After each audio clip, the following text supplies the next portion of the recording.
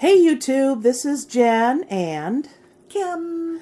And we're here for our second podcast of Two Sisters And one booth. Ooh, can you tell we practiced that? No, I didn't really. So today we're going to be talking about being clean. Oh, cleanliness is next to godliness. That's what they say. So a lot of this type of thing is overlooked. And if you've ever been to an antique mall, and if you have a booth, you know there's certain vendors and certain things that people don't either make clean before they come in, or they don't keep things clean as you go along. Yes. So the first aspect of this we're going to talk about is bringing in merchandise. How should we be taking care of our merchandise before it even comes through the doors to be sold? Yep. So, Kim, why don't you start us off? Well, I was just thinking, first of all, try to make it a habit not to buy things that need a lot of care and cleaning, because time is money. Amen. Yep. And if I've got to take it home and scrub it, soak it, and bleach it, and rub it, and glue it, it's not worth my time. Yeah, that's true. Even if you get something for a good price, if you have to invest a lot of time in cleaning and making it presentable, unless it's something terribly, terribly valuable, it's probably not worth it. Nope. And when you're looking at over in the first place, wherever you're purchasing the item from, you just take that into consideration and get it. I won't pass things up that need a good wipe down, but you do have to consider how much time you can invest in that to recoup the money you're spending on it. Yeah, and I know that I guess I wouldn't say that this is a problem, excuse me, with thrift store items necessarily. I think a lot of times they throw that stuff out. So yeah. I guess when I think of things being beyond filthy or dirty, I think of garage sales. Oh, yeah. Because estate sales and thrift stores, they don't really mess around with that kind of stuff. Or if something's not working or it's broke, I mean, unless it's electronics, some places don't test or whatever. Mm-hmm. You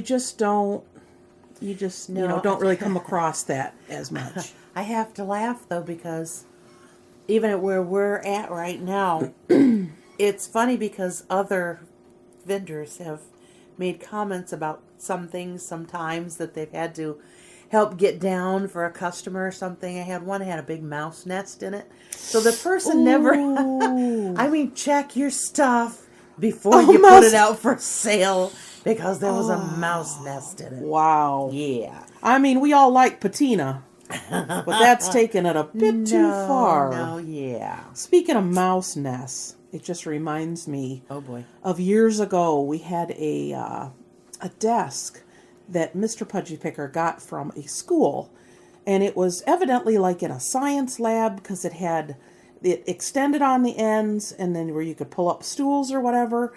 Solid wood. The thing was 1,000,000 pounds, and I was going to get rid of it. I saved the top so that I could put it mounted on the wall in my garage for a workbench, which I did. Uh-huh. So I had to kind of break down the rest of the drawers and the rest of the bottom, and I literally had a sledgehammer because it had to be knocked into pieces to throw it out. Oh, I missed that. Yeah. I'd love to have seen that. I beat the tarnation out of that, took it apart. The last part I opened had a drawer, and there was a mouse sitting in there looking at me. You destroyed my house. I probably scared him to death. I'm thinking, how did you get in there that you couldn't get out and run away? Because, that's like somebody banging on your house. You're like, I'm out of here. Maybe he was an activist, and he's like, I'm not leaving my drawer. Man, but he scared me. You can take the desk, but you're not taking the drawer. So, yeah, that just reminded me of that story. Yeah, a mouse nest. Definitely clean. Yeah. So you have things that are old. You have old crates. You have things like that could have something in them. People do like them because they're I rustic. think this was a watering can or something of that nature. So, but you'd still look inside of it. You might have had $1 million in a coffee can. You didn't know it. Yeah. Sell it for $5, and I think the customer would have liked that a lot more than a mouse that's nest. very true. I've even I helped a customer carry. I carried, it was like a toolbox, real heavy wooden one, and the inside was pretty. It was pretty bad off. I mean, at least you can kind of turn it over and bang on it, or take a little, Vacuum. a brush. Yeah, vacuum or a brush to kind of clean it up. I mean, people do like things that are rustic, that are old, that are, show that age, but they don't want dirt. No. And especially if they're if they're going to put it in a room, Yeah. you wouldn't have a mouse nest or mouse poopy or something. That would not be good. No, when you're inside a store and you're purchasing something, you're not expecting hitchhikers to go home with you. No. Yeah, buy this, get this free. Yeah. Okay, so that would be actual, like kind of rustic type items. I guess another thing that comes to mind is glassware. Yes. Definitely. Boy, I'll tell you, I can't tell you how many times I've bought glassware. Look it over really good, get it home and find a chip in it. Yeah. But another case of, first thing that comes to mind when we're talking about this was coffee mugs. Yeah. I have a slight affection. Slight. For coffee You have an mugs. affliction. Is it an affliction? Yeah. But that's another case of, a lot of times they may look nice on the outside, but they have the stir stains from the spoons and that on the inside. That's true. And there is a way of getting the stir stains out of them. But again, you need to look at the overall item. Is it worth taking the time to clean them up for something like that? Yeah. But bartender's friend is my friend. That's And good, yeah. that bartender's friend is an awesome, it's a powder, it's like a cleanser, like... Is it like a Comet consistency, or is it a paste? No, it's a powder like Comet. Okay. And usually find it in that type of a section of the store. And you just sprinkle a little bit in and use a touch of water and rub it right, and those will come right off. I haven't, the kitchen sink is 50 some years old, and it's the porcelain enamel stuff. Yep. And I'm always getting marks in that from pots and pans. It takes that out. Yeah, too. yeah. So this stuff, it takes out stains, and it will take out those metal marks real easy without ruining it. But that was just a side tip for when you're, again, looking at something, trying to decide is it worth cleaning or not prior to you taking it into your booth. Even a little bleach water would be good for, because, I mean, if you have a coffee mug, you're drinking coffee out of it, or drinking tea, and tea especially stains. I have a couple of plastic cups in my house that I pour, like iced tea. I get the Arizona iced tea, that I would be ashamed if anyone looked in my cupboard and looked. They'd be like, ew. But I know it's because those particular ones I drink tea out of. Mm-hmm. So, and also the ring around the bottom that's not glazed. Oh, yeah. That's another, some of those you pick it up and it's like, ew. And you know what to use to clean that up with real quick, don't you? Tell me. Magic eraser. I think Mad Main mentioned that at one point. It's awesome, because I'm telling you, you can take a mug off somebody's shelf or wherever you're purchasing it from and put it out to your booth and not sell it because it's got those marks in it, or not sell it because it's got a coffee stain. I mean, it may be in perfect condition, no chips or anything, or you pick it up and it looks like it's just been sitting around a while. Yeah. But using just that, I always keep those handy when I'm bringing in the merchandise to clean up or go over. And it only takes like just a split second to rub that magic eraser around the bottom edge a couple times. It makes it white, looks brand new again.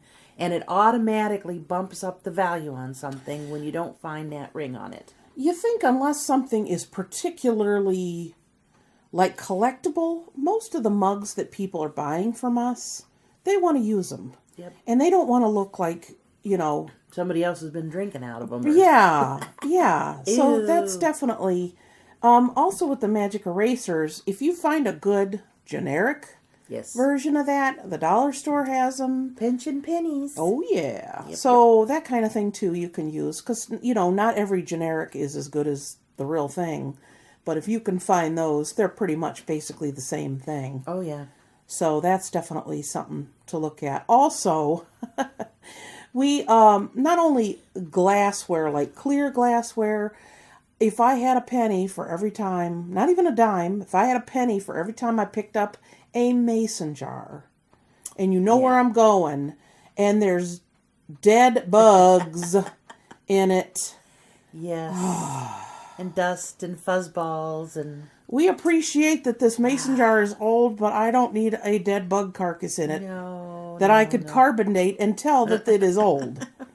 I mean, that's just bleh. Yeah. So, or those little pill bugs or... Ew. Oh, yeah, the little wormy thingies. They're like little, I used to call them armadillo bugs. The little, they're pill bugs, yeah. Yep. But I mean, anything like that, you pick it up and it's in there all curled up and you're like, ooh. Mm-hmm. So that's just, and that don't take a minute to just turn it on its side. I mean, really. Blow it out. Yeah, I mean, if you're concerned about, something being old or you're breaking it, I mean, I totally get it, but ugh. Yeah. If you have a mason jar and there's dead bugs in it, just don't blow in it real hard because, ooh, that could be a mess. Oh, yeah. So it don't hurt to wash something. Yep, glassware. Comes in and set it on the counter. Just a quick rinse, just even in like a good detergent, like Dawn dish detergent. Or give it a little spritz with some window cleaner and rinse it off. Yep. Because, again, it may look clean, but if it's been sitting anywhere, even out on display or on a shelf for a length of time, it gets that little bit of a haze on it from just sitting around. Yeah, it's like a dust, but it's like a sticky coating dust film, kind of thing. Yeah. Film.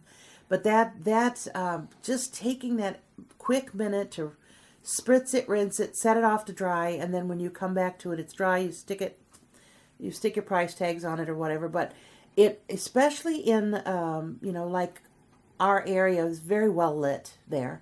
Yeah. And those, what are they, incandescent lighting or whatever they want to call it. Yeah, the fluorescent lighting. That's not merciful at all. Yeah, but boy, I'll tell you, if even like your jewelry and stuff, if you've ever looked down at your jewelry sometimes when you're in one of those stores, it just makes it glisten brighter. Yep. If you've got something sitting there and that light hits it just right because you took that minute to clean it, it's going to attract more attention than something sitting there with a haze on it nobody wants to take home and clean.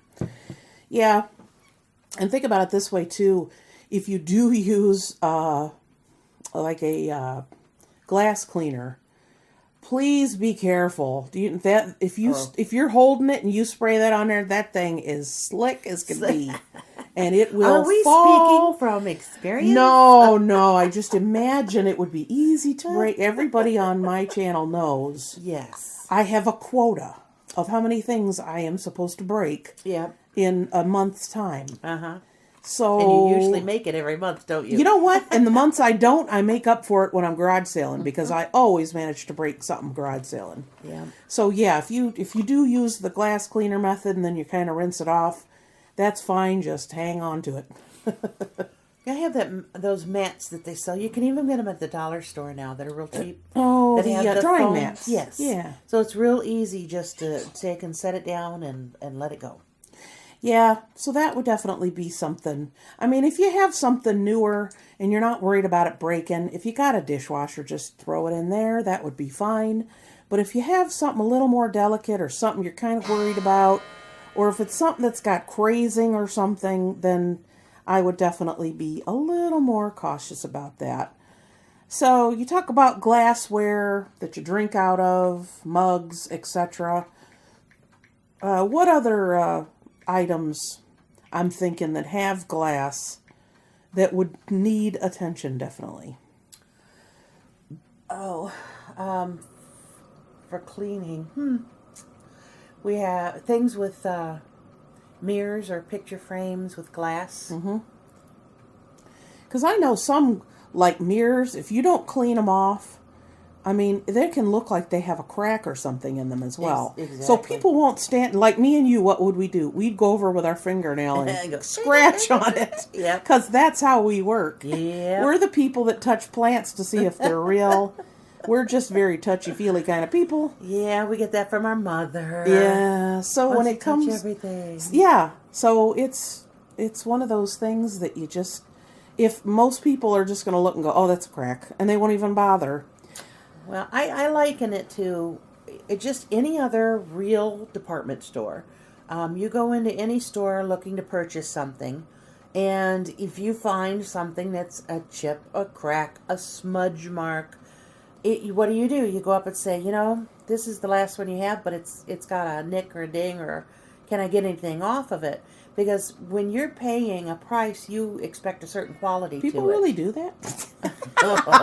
Ask my son who works there. Yeah. I was going to say, there's people out there going, what? You could do that? Yeah. So, but and it's the same. People come in there with an expectation, and when they see items, they may recognize. Some people don't recognize that the stuff you're selling is used, which always kills me. Yeah. That's a whole nother podcast there. But they come in with a certain expectation. And if they know something is vintage, they expect a certain patina. If they're buying something that's just, got a little age on it, they expect it. But when they come in there and you want to expect top dollar on something, Yep. they are going to expect that whatever that item is, it's the best they can get for that price. So dirt, cracks, smudge marks, all of that's got to go. It kind of, that scenario of customer expectation, and I know this is another podcast, we'll talk about pricing, but think about it. If you go to a thrift store and you pick up something, you expect a basic idea of the price. If you go to the mall Yep. and go in someplace, you're going to expect basic prices, what they're going to be higher. Yep. So the expectation is definitely, what people expect. You go to a flea market, you're going to see all kinds of stuff that you probably won't buy. And if your booth looks like a flea market or a garage sale, you're not going to get the money you're expecting for that. They're going to wait till you mark it down to a flea market price. Yeah, and that goes along with any of these tips that we're giving about keeping things clean. You're not only helping your booth and your sales, the mall in itself is going to have Definitely. a certain reputation for everything is filthy there. Mm-hmm. So you don't, and that, like you said, that's going to drag the price down.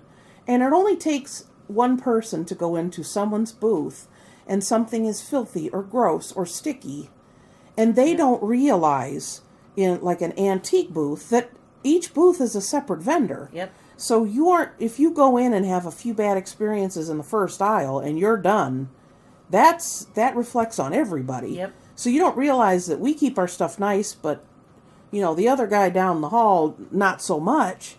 I've had people say, oh, well, they don't realize it's different vendors.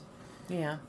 So, that's something, it's not just our reputation as individual vendors, it's the whole mall. Exactly. So talking about mirrors, also things that are framed. Yep.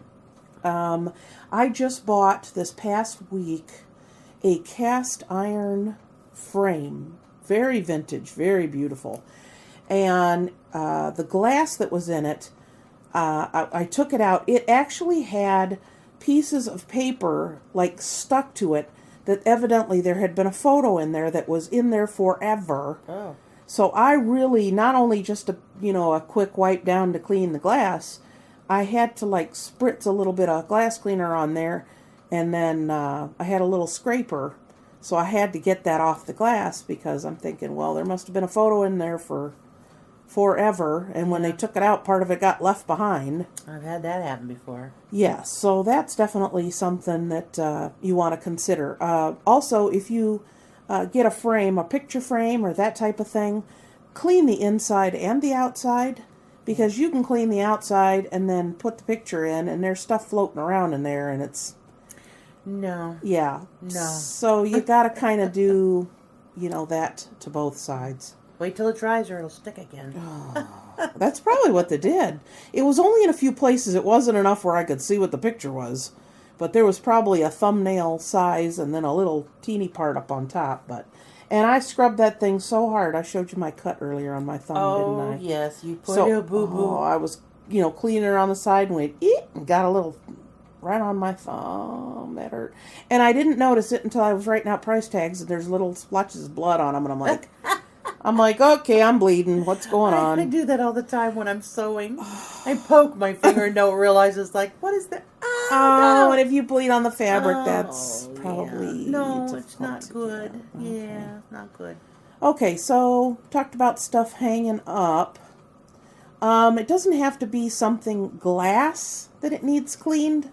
You have other things that need to be cleaned. I know this isn't a real big issue with what I get, but when you get fabric, some fabric has been put away for quite some time and it can have a very musty, moldy kind of smell to it. Yep. So those items probably should be washed. Well, I look at it this way. First of all, like everything, look it over good. In a case like that, clothing, we don't do clothing. It's not allowed in the place that we're at anyway. But any kind of used clothing or material, anything that can hold a smell, Yep. you need to take a minute and give it the sniff test. Yep, that's true. And if it smells bad, then again, if it's old material, do I want to wash it? Do I want to take the time? Sometimes just taking, especially in the summer when it's nicer and you have sunshine, Yep. if you can take it and just lay it out on a table, hang it on a clothesline for a little while, the sun actually takes the smell out of things.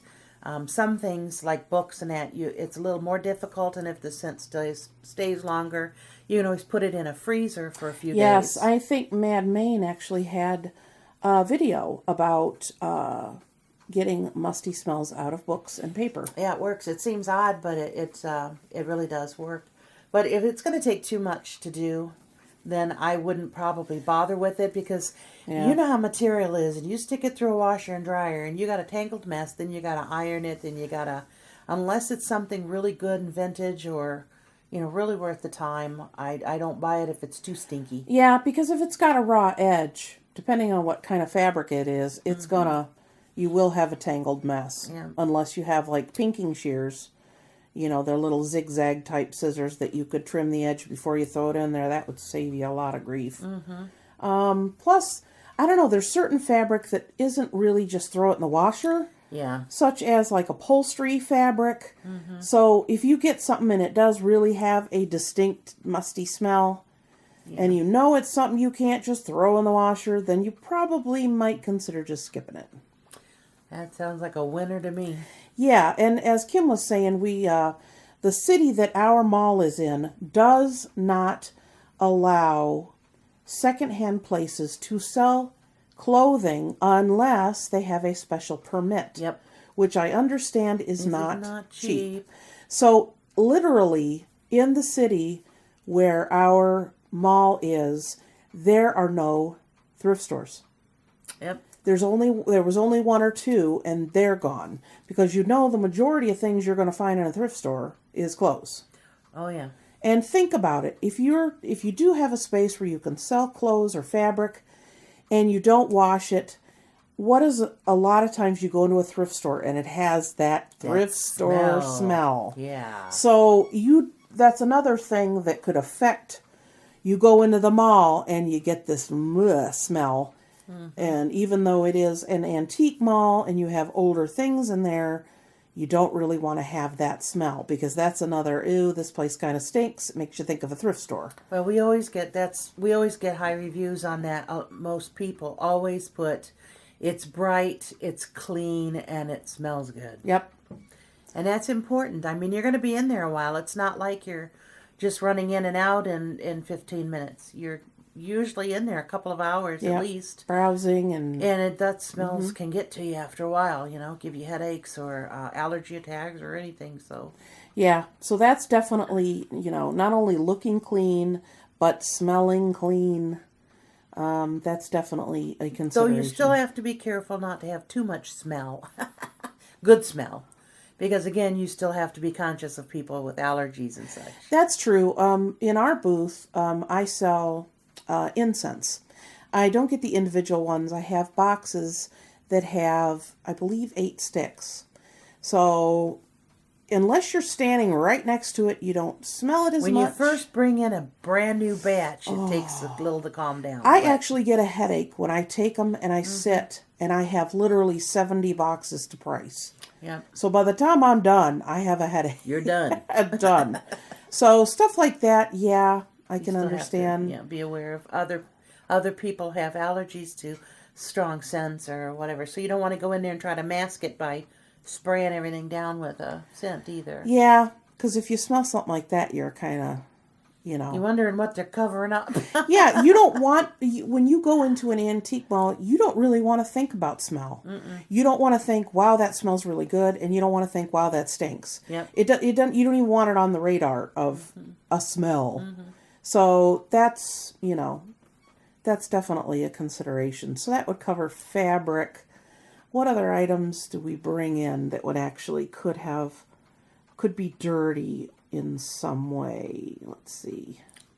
Well, I'm just, even baskets I always wash my baskets off for a couple of reasons. One, well, we don't do as many baskets as we used to. That's true.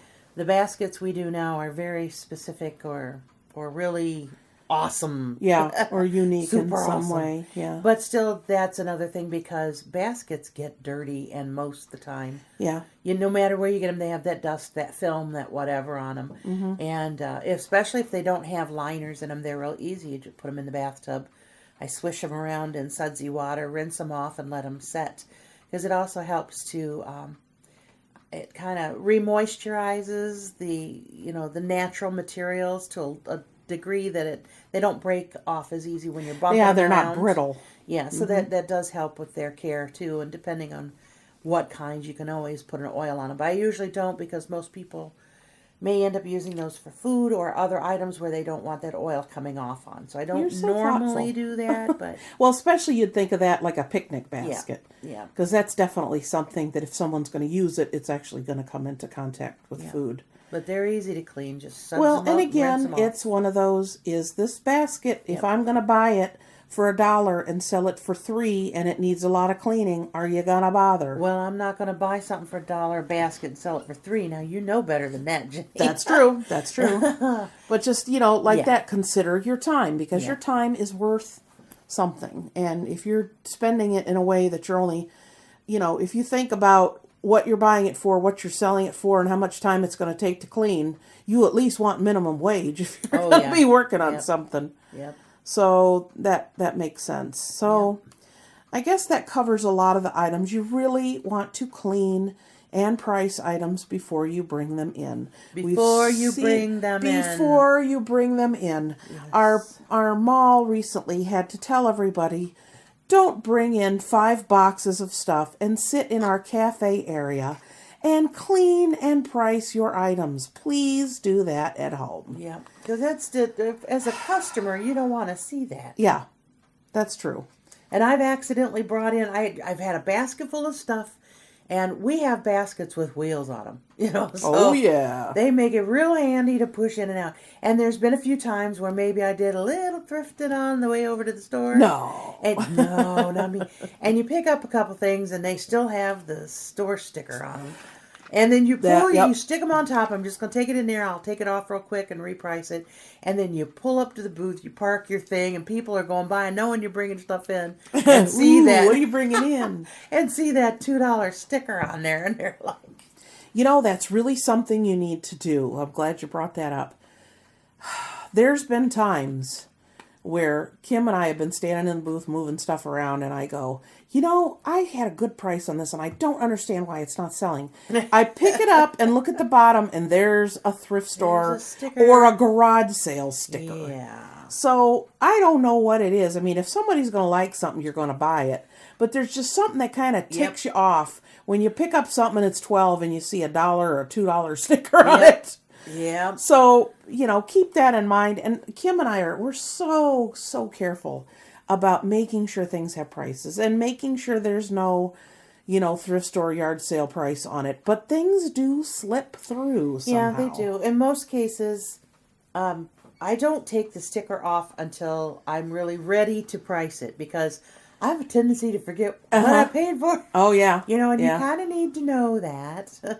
So, then when you put the sticker on it, but then when you get it there, I try, as I'm taking it out to put it on the shelf, I try to take one more, click once over.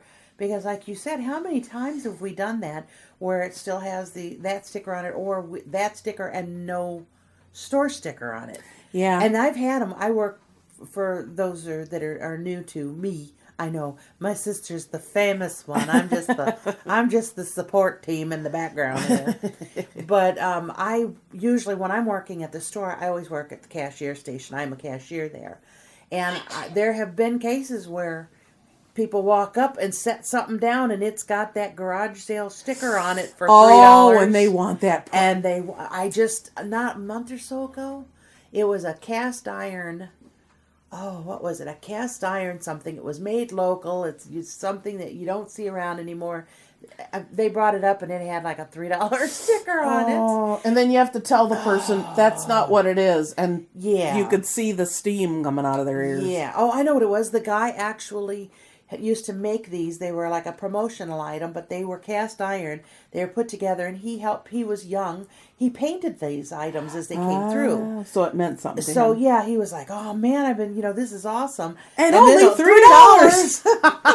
Oh. So I guess they knew whose booth it was from. They were able to contact them, and they offered a decent price at it, but it was still more than he wanted to pay. But that makes a disappointing customer, and it leaves a bad taste in their mouth, and that too. That's true.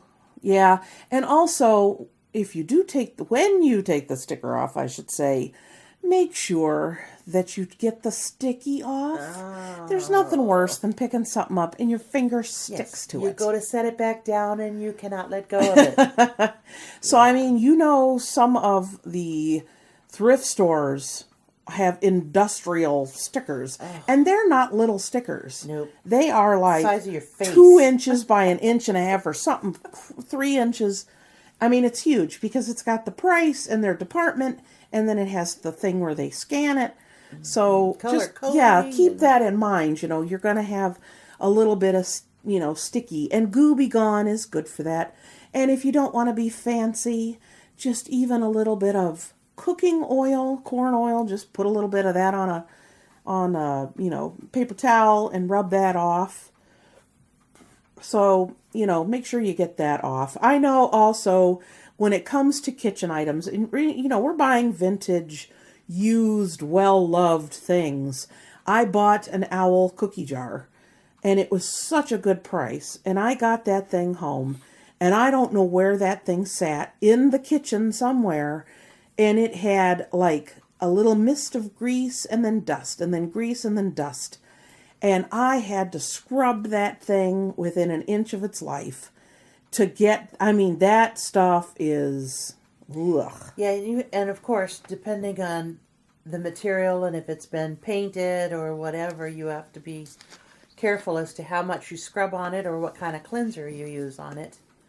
But yeah, you're right. A lot of the kitchen items, even if they're in really good shape, usually will need a good cleaning. Yeah, and you figure you got like a cookie jar. It's sitting out. Exactly. It's on the counter. It's never put away. It's barely ever washed. And people use those kind of collections too on top of the top cupboards or, on shelves just to decorate the kitchen. Yeah, up on top of cabinets. Yes. So yeah, that makes Salt sense. and pepper shakers that people collect. They just sit there and gather goo. Yes, I've had some before that I've gotten, and they just, ugh.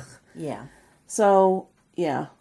So you got to keep that in mind. I also remember it looked like a glass bottle that was blue, and the bottom was cut off, and it sat down in a little stand, and you could put a little tea light or something in there. And it had that, there's got to be a name for that kitchen film. So I took it in there and I sprayed it and I scrubbed it and scrubbed it. I rinsed it. It wasn't blue anymore. Oh, I've done that. It wasn't that old where you think it wasn't the glass. You're like, well, that's half the reason I bought the dumb thing, because it was pretty and the color. I did that with it was a candle, a square metal framed, and it had painted glass in the middle of it, and these real pretty browns, and had wire wrapped in it, and And I did the same thing. It's like, oh, that's pretty dirty, because man. me and you, man, will scrub something with an inch with It's life. pretty dirty. And I spritzed it down with a real strong cleaner, thinking it's just glass, colored glass. Yeah, what harm could I do? It's just glass. Well, guess what? It wasn't brown glass anymore. It was clear glass. Because Maybe it was originally clear glass. Yeah, you never that's know. true. It literally all the color peeled right off of it. I was so mad. It was so pretty. So, yeah, and if you figure even if you got something that's particularly old or it has crazing or even like a chip that's, porous, you could get yourself into a lot of trouble, scrubbing on something like that. Pay So attention and be careful. I mean, nowadays you buy something in a store and it's got crazing on it. It was done that way on purpose. Yep. But some of the stuff that you get that you definitely know is old, it's not going to hold up for all that scrubbing. No. And if you let it sit and soak too long, it discolors it because it gets in underneath the glazing that is there. Yep. And, yeah, be careful. Quick, don't soak. So, Quick rinse. yeah, so that's stuff to keep in mind. So that's stuff we're bringing in.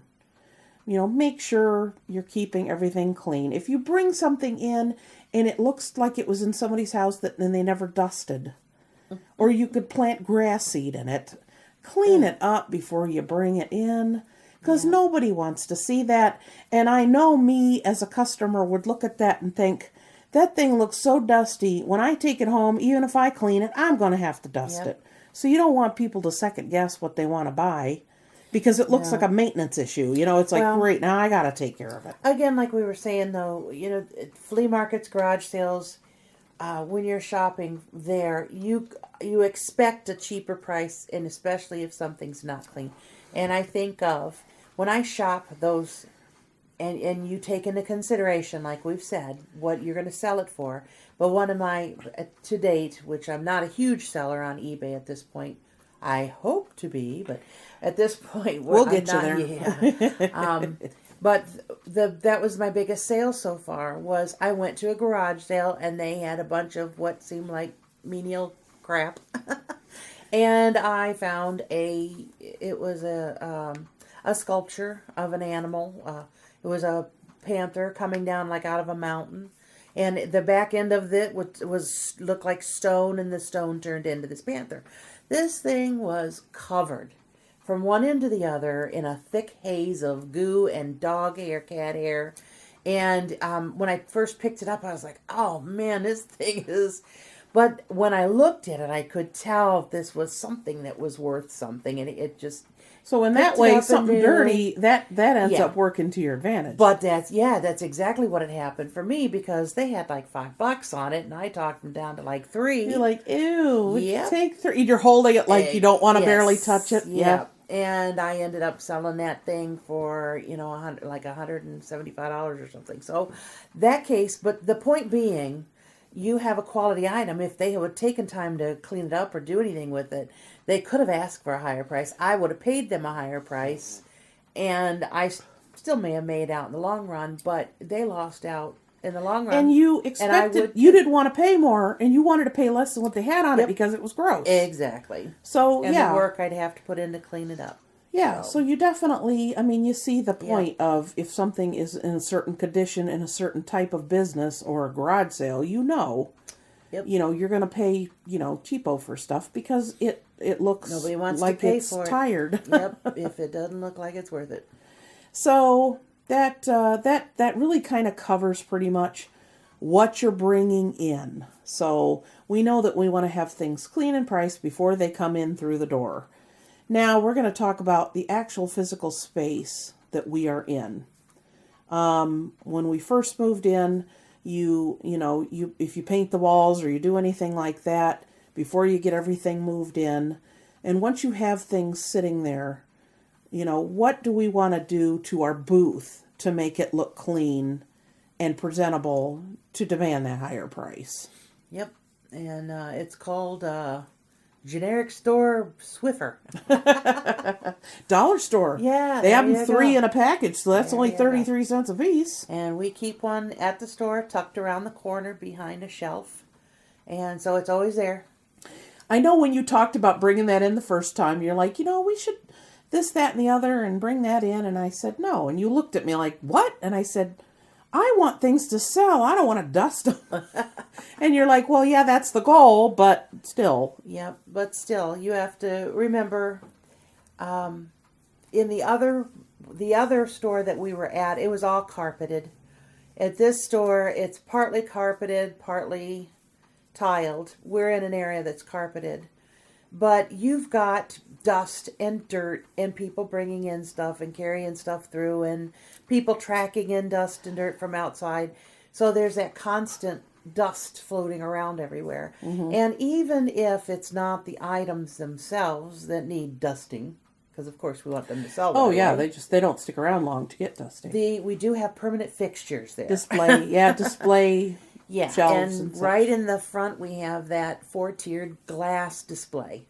And you know how glass is. Yep. And it's right on the aisle, so it gets all the traffic of people to and from, and carts and furniture being dragged through the back room. So you constantly have people touching the glass. Fingerprints. Oh, yes. So yeah. Definitely. So dusting, around items, the permanent display, pieces that we have shelves, we have shutters. I'm sure you've seen the videos of the different booth tours we've done. But that's definitely something that has to be swept off. If we're moving stuff around in the booth, or the display in the front is 25 inches by 25 inches, it has a chrome heavy metal skeleton to it, essentially, and then it has the large glass shelves. Whenever we change that out every month to month and a half, we pull everything off of there and we completely clean it before we put anything on it. So that is something that has to be done. And especially since I would say we have 2 brown shelves, but then we have a big white shelf, and then we have white shelving that is attached to the wall. Brown shelves? Yeah. We have the brown shelf. Oh, I'm like, what? Are you the one I share we booth have with? Brown shelves? Yeah, straight back to the right. Oh, my goodness. I'm going to slap her. Everything's clear You looked white. at your first look at me like, what? I'm like, they're white on the walls. They're white in the brown shelves. Yeah, on each. Oh, goodness. It's been a long day. Sorry. Yeah. So the white shelves are a little less forgiving as far as, scuffs and other things. And the ones that we have attached to the wall almost have a kind of a coating, laminate type thing with that. So that, that stuff has to be maintained. And if you do have stuff that's there for a little while, you gotta dust it. Well, sometimes, just like in every scenario, you're going to have what's referred to as a long tail item. Yep. You're going to have one that's priced a little higher than not just everybody going through is going to want to pull out the money for. Yep. So those may sit just a little bit longer and have to be dusted off a couple times before they go to a new home. Yep. And it's funny because I've used this term before. So this is going to be trademarked eventually someday. The Trinity of Resell, which is the right person, the right price, and what's the third one? Right person, right time. That was good. Right? We're gonna trademark. I was gonna just absolutely give this haircut. I was gonna make you stop and say, "Ooh, let me write this down," and then I froze up. Yeah. So the right person, the right price, and the right time. And those 3 things aren't always going to line up for a while. And when they do, that's going to happen. The sale is going to happen. So certain items that we do have that are more expensive, and certain things we've brought out because we don't want to ship them on eBay. Yeah. Or we think, let me just put it in the booth and see if it sells. Yeah. Those are a little bit higher because we know what we can get for them on eBay. Yep. So we're willing to let them sit for a little bit. And then one time, we'll say, you know what, let me take it home and I'll put that on eBay. I just had a what sold video not too long ago that had a Sirocco, or it's the little round thing with the eagle on top, and it's the convex mirror. Yeah. That was in our booth for quite some time. I knew what I could get on eBay. And nobody nibbled on it. So I did bring it home. I listed it, and within 2 weeks it sold. Yep. So, that's certainly sat there for a while. Yeah. So, But it didn't mean you had to mark it down to sell it. nope, And that's another topic for another day. another podcast. Yes. Also, as you mentioned, our aisle has carpeting. So the aisle has carpeting and our booth has carpeting. It's, the real fine nap, indoor, outdoor kind of stuff. And it needs to be swept. Yes. Because you get, if we bring something in and it has, styrofoam, or it was in a container that had styrofoam, you got these little beads of styrofoam floating everywhere. So, yeah, that kind of stuff, it's like any other carpeting, you just, there's little fuzzies and little bits of this, that, and the other. So that's something that we need to do. I know on occasions where we've worked, a day that we've worked, we have to, in our mall, have to sign up for an end of the day job. And that is, cleaning up certain areas, taking the trash out, sweeping, or, with a, like a push broom kind of thing, cleaning the floors. And I know Kim or I always try and get our street so that we actually do the aisle, and then we do a quick little zip into our booth. So, and we're fortunate we have, not every booth has electricity. Yeah. We have electricity. We pay extra for the electricity, but it's worth it to have lamps and such. But it's so easy to go in there and plug it in and just do a quick sweep job. So that definitely makes that easier. So keeping the floor, looking nice is important. Because if you go in and you're picking up stuff and it's sticky and the floor is gross and it smells funny, you're not going to get the prices you want. Nope, they'll keep walking by. Yeah, and if you have a booth, or you even are considering it, or you've shopped in an antique mall for any length of time, those certain booths, it's kind of, ugh. You don't want to touch anything. You'll just look at it and go, ugh. So you don't want to be that kind of booth. No. Because I'm picturing a few right now that I are know, like that. I know, it's terrible. Oh, no, It's terrible. There are some, also, keeping the booth clean includes keeping things arranged away from the footpath, because not only is it kind of gross and people don't want to buy it, but you don't want to have somebody walk into your booth and trip on something and break their neck. Oh, yeah. So, if you're having things on the floor, it's easier to sweep when you don't have a ton of little things on the floor, and it's just a safety issue. Yep. So that is also a consideration, other than just getting a good price. You don't want anybody come in there and trip and fall and bust your stuff. Well, you have to think about when you should take a walk through your booth and do it as a customer. Okay, it's wintertime, I got a coat on. Yep. And I got a purse hanging over my arm. And you're turning around and smacking things with your purse. And you're got boots on, so you're not as considerate as to stuff sticking out from under things. So if you shop your booth like you would shop anywhere else, Yep. that helps you get a good gauge. You just have to have an open mind. If I were in this booth shopping, what would not work for me? There's certain booths that I don't like to walk in, because I know if I turn too quick, I'm going to knock something over, and that just makes me nervous. So I'm like, no, thank you. Yeah. So, having things clean and also orderly, that's important. So, we've pretty much covered, you think, everything that we wanted to? I think we've got everything on here. So you really want to clean things in before they come in and keep the space clean. All of that is so important. It really does affect the bottom line. And if you don't feel like cleaning stuff up, then you're not going to get that top price. Yep. And is it really worth to buy something and invest the time to end space in your booth? That is prime real estate. Yep. Do you really want to do that when you could have taken a few minutes and you could have gotten so much more for it? Yep, it'll move quicker. Yeah, so you don't faster, higher price. Yeah, so you're, if you're thinking expediency, it'll sell faster if it's cleaned up. So you might as well take care of it and clean the damn thing. I'm sorry, I just have to laugh because I know there's been a couple of times I've got you. It's like, you're supposed yes. I know exactly what you're thinking of. It was, they were mugs that looked like cowboy boots.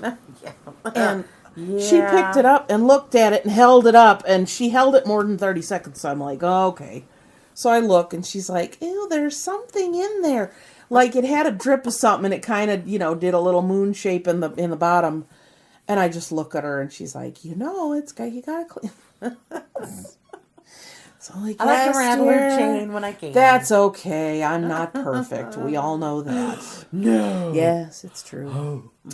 So, yeah, that really I think it pretty much covers what we wanted to talk about, how important being clean in the booth is. Yep. So that's a big consideration. It gives the customer a sense that they're getting a higher quality item for a lesser price in their book than going and buying it brand new off a shelf, but it looks brand new to them. It makes them happy. It makes us happy. And we're all happy. Yep. And that's a good thing. Because I think, too, that a lot of times people come in or they'll say, oh, where you have a space and this and that.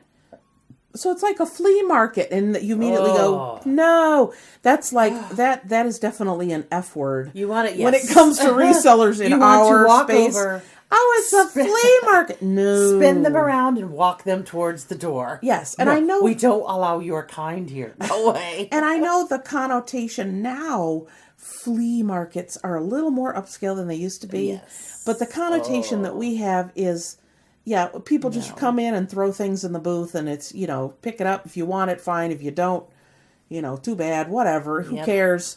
Everything's a quarter or 50 cents. We really, really, really strive to get away from that garage sale flea market mentality, because we're buying stuff at garage sales, but what we do with it and how we stage it and how we sell things elevates it to where it's not that way anymore. You got to keep in mind, when people are shopping there, they're buying on impulse because it's something that reminds them of something they've had, have always wanted, or someone else had, or someone had told them they'd like one day, or they had an item and they lost it, it got stolen, it got burned, it got whatever.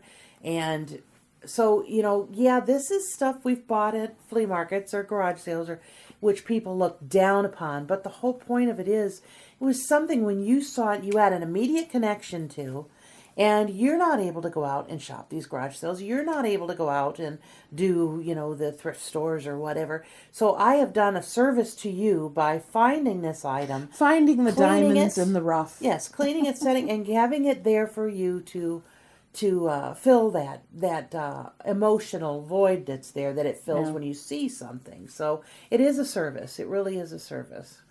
And you think about it, too, there's really nothing in the entire antique mall that you need. No. So, I mean, like you said, they are considered... Unless they're the brownies out of the... Oh. Yeah. Yes.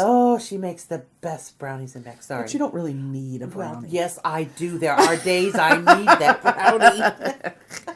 So, really, it's not like you're in a store and you're selling toilet paper and dish detergent and laundry. I mean, you're not, this is stuff you need. Yep. So nobody really needs what we have. I mean, you might need a piece of furniture or whatever, but the idea is it is more of a luxury item. It is more of a fun. Yep. It is an attachment. It's not something you need, but you feel something toward it. Mm-hmm. So that's absolutely, that's paramount. So you don't want to get in your own way by having stuff that's dirty. That's exactly it. So I guess that's all we really had this time. I will say, if you have any questions and you would like to leave them in the comment section down below, that's fine. If you have a question that you don't want to leave in the comment section, or you just want to anonymously ask that has to do with a booth, you can email me at jen@pudgypicker.com.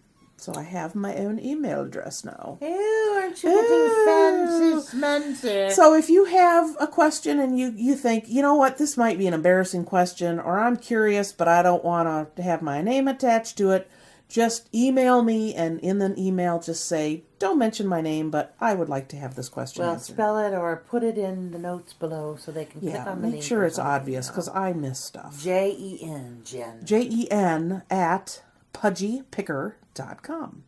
So yeah, shoot me an email or leave a comment in the comment section. Please leave a thumbs up, or they say smash that like button. Subscribe if you haven't already. This weekly podcast is something we've really been wanting to do, and a lot of reselling and things that are on YouTube concentrate a lot on Amazon and eBay and Etsy, and it's really, I don't know anybody who really concentrates on. Well, we haven't found anyone yet. Have an there antique may be booth. someone out there. There are some people who resell who have an antique booth, but a lot of people who had antique booths don't have them anymore. Or they have ones where they just take their stuff in and they maintain it and sell it and service it, and you just get a check. Yeah, so I that guess makes a difference. I like ours better, though. I like hands-on. Yeah, I like to be there. I like to be involved. Yep. And we are going to do a podcast on going over the rules and regulations, and also how our antique booth is arranged and how it is set up and how it's run. So that's something we will go over, and every antique booth is different. We like being involved and working days as part of our agreement beyond rent, because it cuts down on the amount of rent that we pay. Because if you have a place where you just go in and put your stuff in the booth and you leave, and then you come in and get your check, you are paying for employees to watch your stuff, to ring up your stuff, to clean the floors. And we have what is considered a co-op type situation where we're all pitching in and we're all helping each other. And that is something I think we like. I think it's beneficial too, and I'm sure we can cover this in another topic too, but when you have a place where you go in and drop off your stuff or whatever, you don't have a lot of say-so in what happens with that item. That's true. Whereas with us, I mean, it is such a co-op where everyone has an input, has the opportunity to be involved, such as the ad committee and everything that we have going. You're able to sit in and go, I think some of our ad money should go to here. We should try this for advertising, or this is working, this isn't. You have so much say-so in helping to promote your business without paying the overhead of having your own place. Yeah, and I think too, when people do that, they're more invested. So when you care more, you're there all the time. You're putting in that time. That's another podcast we're going to do, is how much time should you be spending essentially each week or each month on your space. So, these are all really good topics, and I think it's awesome that we're doing the podcast now once a week and giving you that information that if you have a booth, it helps you out. And it's something to think about. Maybe we're going to tell you something you thought, well, I really didn't think about that. Or you're going to, if you're considering one, we may talk you in, or we may even talk you out of it, because we're going to tell you honestly what's involved, the good, the bad, and the ugly, and, you can all be that the ugly stuff. Wow. Okay, I think we're going to sign off now, and I'm going to slap my sister around. Help me, save me. I don't want any witnesses to this abuse. So, again, leave a comment down below or email me. Please give this video a thumbs up. Subscribe if you haven't already. When you subscribe, there will be a little bell will pop up. If you click that, you will get a notification when I put up a new video or a new podcast. So that is all I have for this week. Yes, ma'am. Okay, so I guess we'll sign off. We're still coming up with a unique sign off here. See ya. How about you say I'm the old one and I say I'm the young one? Yeah, no, we Adios. Okay. See ya, sayonara. See you next time. Bye. Bye.